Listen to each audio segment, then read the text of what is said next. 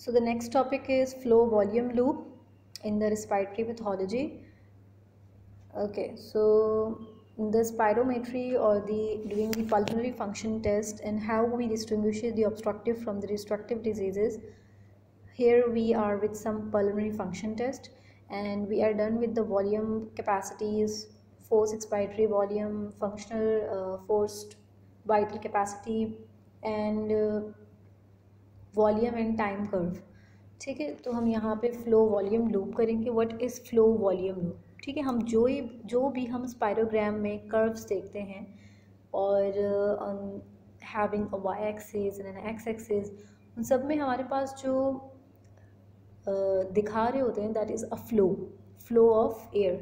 ठीक है, सो air flow and lung volume measurements can be used to differentiate obstructive from the restrictive pulmonary disorders and to characterize the severity.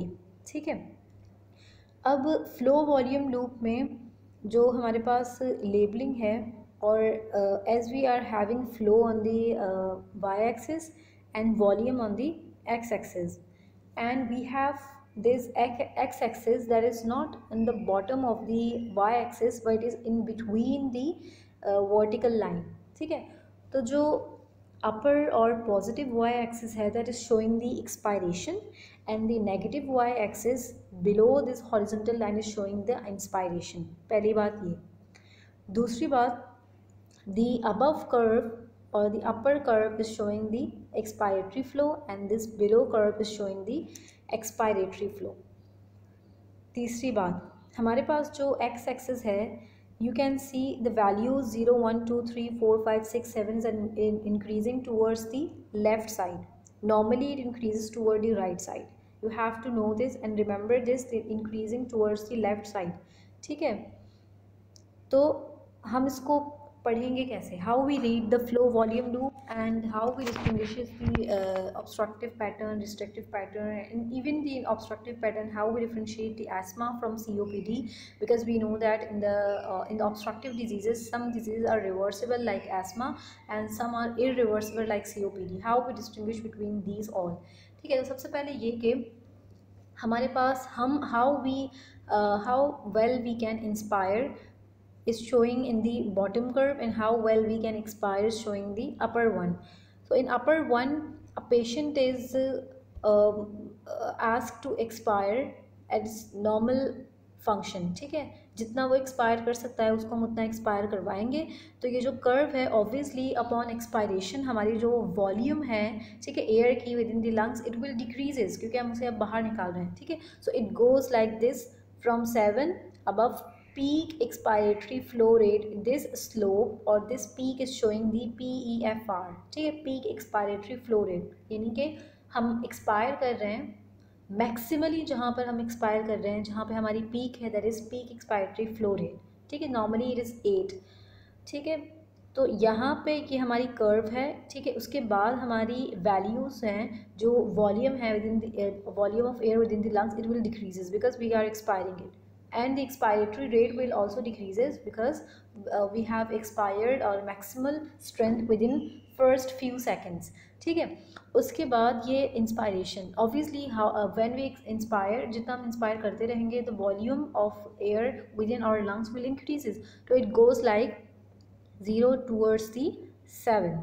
ठीक है, so हमें ये भी पता होना चाहिए that here the zero how well we can expire और from the start of inspiration. तो हमारे लंग में वॉल्यूम क्या है at the end of expiration and at the start of inspiration.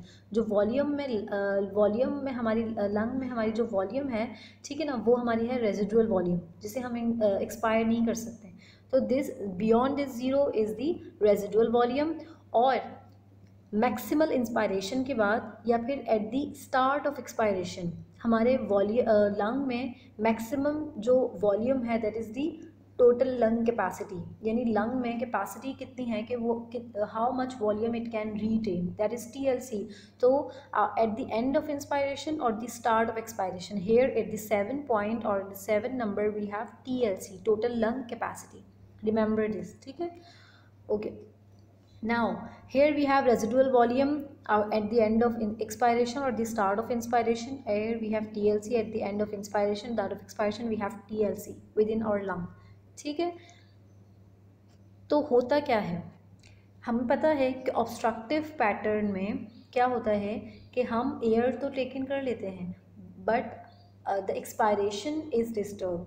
ठीक है, we cannot expel the air out. The problem is in the obstructive is we cannot expel the air out. ठीक है, O for obstructive and out, O for out. ठीक है, यहाँ पे तो क्या होगा, residual volume will increases. ठीक है, we know that here the number is increasing toward the y axis. ठीक है, so residual volume is now increased. This dotted line is showing the normal flow loop. Now this dotted line से अब हमारी जो ये loop है that is shifted towards the left. The loop is shifted towards the left. So in obstructive pattern the loop shift towards the left. ठीक, and the restrictive R for restrictive, R for right, it shifted towards the right. ठीक, अब residual volume हमें बताया obstructive में ज़्यादा है क्योंकि हम उसे बाहर नहीं निकाल सकते हैं, ज़्यादा से ज़्यादा एयर जो है ट्रैप्ड इन हो चुकी है लंग्स में. ठीक है, और TLC भी ऑब्वियसली इंक्रीज है. ठीक है, जब रेजिडुअल वॉल्यूम इंक्रीज है तो TLC भी इंक्रीज है क्योंकि TLC is vital capacity plus residual volume. ठीक, now it has shifted towards the left.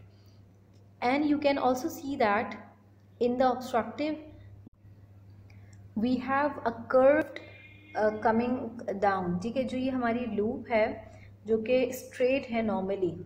ठीक है, this is straight and this is going in concave shape in the COPD. ठीक, here we have restrictive pattern में क्या है, residual volume भी decrease है, TLC भी decrease है because we know that in the right side we have 0, 1, 2, 3 and the left side it is increasing towards the left. तो दोनों values decrease हैं because in the restrictive the problem is taking air in. तो जितने भी values होंगी हमारी सारी की सारी decrease होंगी. ठीक है, now in this the normal is here. In the healthy lungs we have this green flow volume loop and in the asthma or in emphysema we have these red and blue. ठीक है, asthma में हमने कहा कि ये blue है because we know that, और ये जो peak है that is coming down it is more concave in asthma.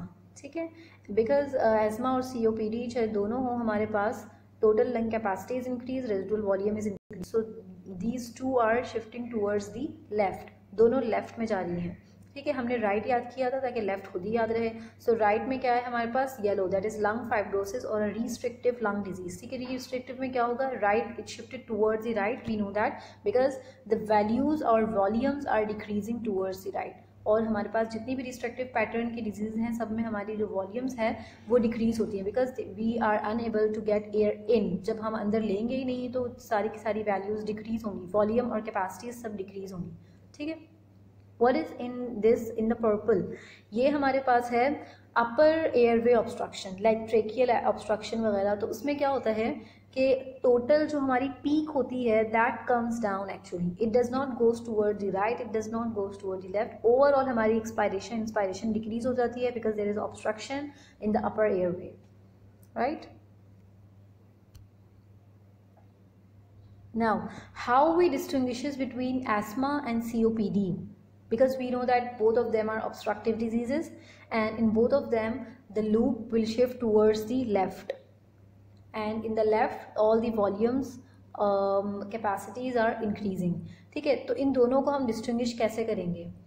asthma is a reversible obstructive disease and COPD is an irreversible obstructive disease. तो जब हम ट्रीटमेंट देते हैं हम ब्रोंकोडाइलेटर देते हैं that works for asthma and does not work for COPD and this is how we distinguish between these two. ठीक है, asthma is often described as a fully reversible inflammatory process whereas COPD is poorly reversible or an irreversible. ठीक है, तो we give bronchodilators to distinguish between these two. तो क्या होता है, जब हम ऑब्स्ट्रक्टिव पैटर्न के पेशेंट्स को ब्रोंकोडायलेटर दे देते हैं, ठीक है, उसके बाद हम स्पायरोमेट्री करते हैं और स्पायरोग्राम में हम जब चेक करते हैं, so if there is a change in the curve, ठीक है, this red one is showing before the bronchodilator and the green one is showing after the bronchodilator. अगर हमारी वैल्यूज इंक्रीज हुई हैं after the bronchodilator, that means the obstruction has been reversed and it occurs in the asthma.